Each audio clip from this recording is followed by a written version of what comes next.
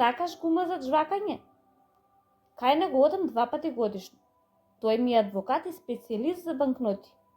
Затоа повремено во неговата канцеларија се мотаат сомнителни ликови. Денеска стигнав навреме. Маки секогаш е преплавен со работа и мора да чека во чекалната. Како на забар, дојде еден човек и седна спроти мене. Не му обрнав посебно внимание, само го погледнав од аголот на окото. Кратка брадичка, насмеан, љубезен човек. Секретарката не праша дали сакаме чаша вода. Реков не. Човекот рече да. Тоа ме натера да се премислам. Љубезно му се насмевнав.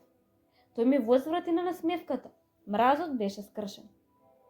По некое време, тој ја стави раката во кесата и повторно ме погледна. Сакаш гума за джвакање? Ми понуди. Не, благодарам, сладкоречиво одговори. Потоа забарот ме повика во канцеларијата и се разделивме со човекот. Состанокот добро помина. Потоцна се присетив на случката со гумата за джвакање.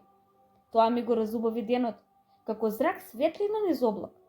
Неважно, ќе помислите.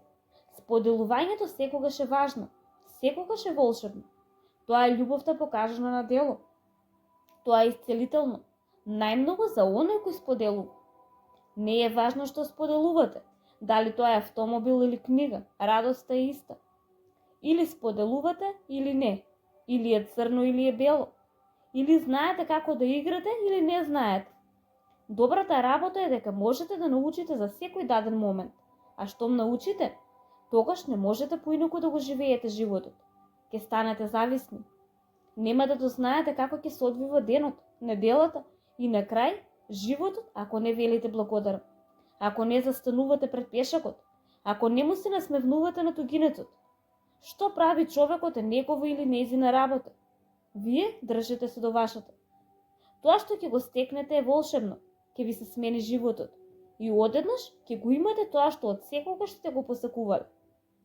Свети Јован Крстител рекол: кој има 2 кошули, нека му даде една на оној кој нема. Сега доаѓа најважниот дел. Мора да имате 2 за да можете да дадете. Погрижете се да имате. Акумулаторот на автомобилот мора да биде пол за да може да му даде струја на другиот автомобил. Инаку и двајцата ќе завршите со празни акумулатори. Имаше еден човек што се вика Џој Данлон и беше од Северна Ирска. Ја освои светската титула за Формула 1 во мотоциклизам и тоа неколку пати поред. Сите го обожаваа, тој национален херој, не поради златните медали, туку поради неговото златно срце. Се што имаше им го раздаде на сиромашните деца. Ќе купеше храна и кога никој не го гледаше. Ќе ја наполнеше во приколката и ќе се одвезеше во Романија за да им ги раздаде на сиратите. Загина во несреќен случај на возраст од 48 години. 50.000 луѓе дојдоа да поклонат пред неговата величина и да го прослават неговиот живот. Без размислување би заменил 100 беззначени години од животот за само 1 час од животот како неговиот. Немојте да зјапате во пакетчето гуми за джвакање, пријатели. Споделете го. Затоа се наоѓате овде.